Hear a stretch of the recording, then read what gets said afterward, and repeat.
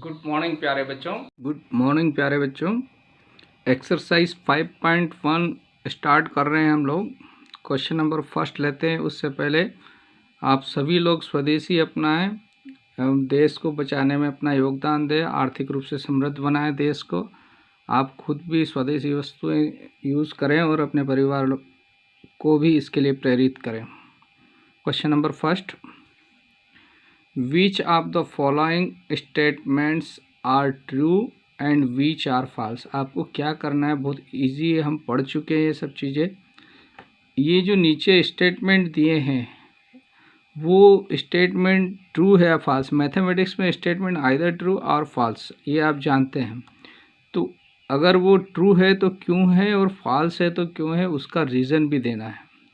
तो first statement क्या कहा है, only one line can pass through a single points. एक सिंगल पॉइंट दिया है, यहाँ से सिर्फ एक लाइन ही पास हो सकती है, ऐसा बोल रहा है वो।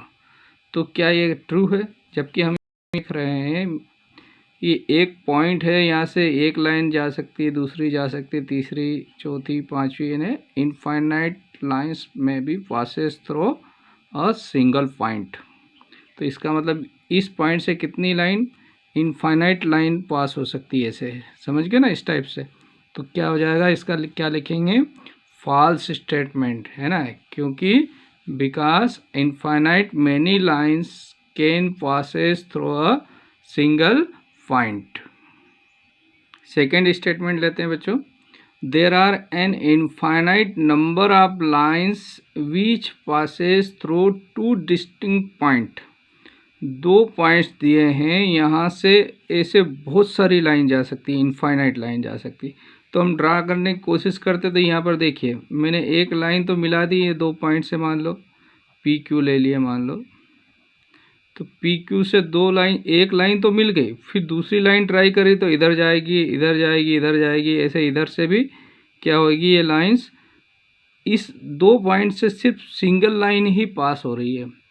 तो क्या हो जाएगा, ये स्टेटमेंट फॉल्स है ना। और अल्सो हम क्या रीड कर चुके हैं पहले कि यूक्लिड्स फर्स्ट पोस्टुलेट क्या कहता है, through two distinct point a unique line can be drawn. और इसको हमने प्रूव करके भी बता दिया है, एक ही लाइन जा सकती है, इसको मिलाएंगे तो सिर्फ सिंगल लाइन जा सकती है, इसके अलावा बाकी सब इधर उधर चली जाएगी, है ना, बी से नहीं जाएगी। तो यहाँ पर ये फॉल्स स्टेटमेंट है। थर्ड स्टेटमेंट में क्या कह रहा है बच्चों, a terminated line can be produce indefinitely on both the side. Terminated का मतलब होता है जिसको मेजर कर सकते हैं। मान लो ये 4 सेंटीमीटर लाइन है ना, तो ये लाइन सेगमेंट को टर्मिनेटेड, तो लाइन सेगमेंट को इधर भी मैं लाइन प्रोड्यूस कर सकता हूँ, इधर भी, दोनों तरफ कर सकता हूँ, है ना। तो ये यहाँ पे मैंने किया हुआ दिखाया है कि ये 4 सेंटीमीटर लाइन थी, तो इसको इधर प्रोड्यूस इनडेफिनेटली। अब ये आगे कितना, एरो लगाने का मतलब है ये कितनी दूर जा सकती है, आप चाहे जितना इसको प्रोड्यूस कर सकते हो, है ना। तो लाइन की लेंथ नहीं होती है, मतलब लाइन की लेंथ इनफाइनाइट होती है, समझ गए ना बच्चों। और लाइन ये जो है टर्मिनेटेड लाइन, इसको मेजर कर सकते हैं, लाइन को मेजर नहीं कर सकते। तो ये जो दिया हुआ स्टेटमेंट क्या हो गया बच्चों, ट्रू स्टेटमेंट है। और हम जानते हैं यूक्लिड्स के सेकंड पोस्टुलेट से कि a terminated line can be produce indefinitely, ये हम पढ़ भी चुके हैं। फोर्थ बहुत इंटरेस्टिंग क्वेश्चन है, if two circles are equal then their radius are equal. ये तो प्रैक्टिकली हम करके भी देख सकते हैं। दो सर्कल तभी इक्वल होंगे जब उनके सेंटर और सरकमफ्रेंस के बीच की डिस्टेंस इक्वल हो। ये डिस्टेंस क्या कहलाती है, रेडियस।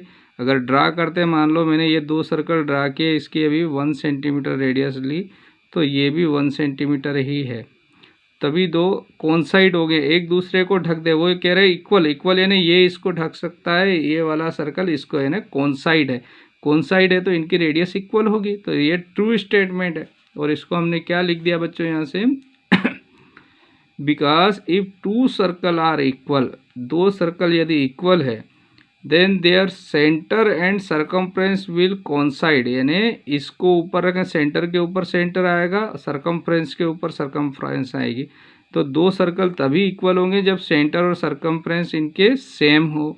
तो सेम हो तो इनकी रेडियस भी क्या हो गई, सेम हो गई, hence the radius will be also equal. Question number 5 देखते हैं बच्चों फर्स्ट का। In figure if A B is equal to P Q, A B और पी क्यू की लेंथ इक्वल है बच्चों। मान लीजिए ये 4 सेंटीमीटर है, तो ये भी कितना है बच्चों, 4 सेंटीमीटर। हमने मान लिया दोनों 4 4 है, ठीक है। तो और उसने कहा पी क्यू और एक्स वाई भी इक्वल है, तो पी क्यू और एक्स वाई इक्वल, अगर पी क्यू, चूंकि ये 4 है तो ये 4 हो गया, अगर पी क्यू 4 है तो एक्स वाई कितना होगा, ये 4 सेंटीमीटर होगा। उसने कहा ना पी क्यू और एक्स वाई इक्वल है, ये दोनों इक्वल है, अगर इसकी 4 सेंटीमीटर लेंथ है तो इसकी भी 4 सेंटीमीटर है। तो क्या ए बी और एक्स वाई इक्वल हुआ, ए बी 4 ए 4 इक्वल हुआ, तो A B equal to X Y, true statement. तो हमने क्या नोट कर देंगे बच्चों, ये क्या है, स्टेटमेंट ट्रू है। अब इसको हमने ऐसा भी नोट कर दिया कि A B equal to P Q, इसको हमने एक्स सेंटीमीटर, जैसे यहाँ 4 लिखा है ऐसे मैंने एक्स सेंटीमीटर मान लिया, तो ये दोनों x है, और चूंकि ये दोनों भी इक्वल है तो ये भी x हो जाएगा। तो P Q and X Y will be equal to x, क्योंकि पी क्यू ऑलरेडी x है तो X Y also will be equal to x, X Y का मान भी क्या हो जाएगा, x हो जाएगा। तो P Q X Y equal to, ये दोनों भी x या 4 4 सेंटीमीटर, चाहे तो आप इसको x भी ले सकते हो यहाँ पर। तो तीनों क्या हो गई, x सेंटीमीटर हो गया बच्चों। तो तीनों को x सेंटीमीटर लिख दिया, तो hence A B is equal to X Y note कर दिया हमने।